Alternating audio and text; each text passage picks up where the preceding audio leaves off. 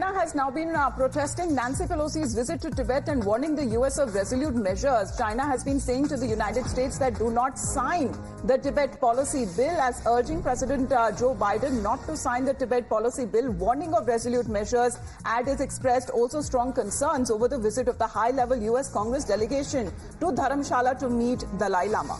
As far as this legislation is concerned, the Resolve Tibet Act called for a peaceful resolution of the dispute over the status and governance of Tibet.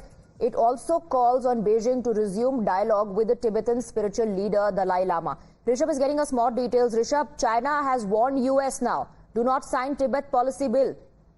Well, definitely, China has warned US that do not sign the Tibet bill, and also have very categorically said that any anti-China policy or any anti-China individuals should not be given weightage by United States. Apart from that, remember this whole visit by the bipartisan group of lawmakers that has come in from US to Dharamshala to meet Dalai Lama. This was supposed to take place back in 2010, and since then it has been halted, given that US was trying to mend relationship with China.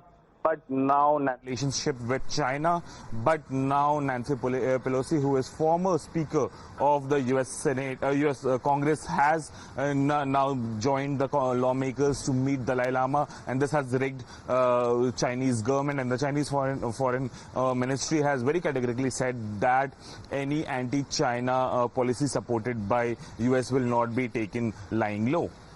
But what about this Xinjiang independence that it seems to be also talking about, saying that China has been saying that resolute measures will be taken? Of course, this meeting Nancy Pelosi is also about to have with His Holiness the Dalai Lama.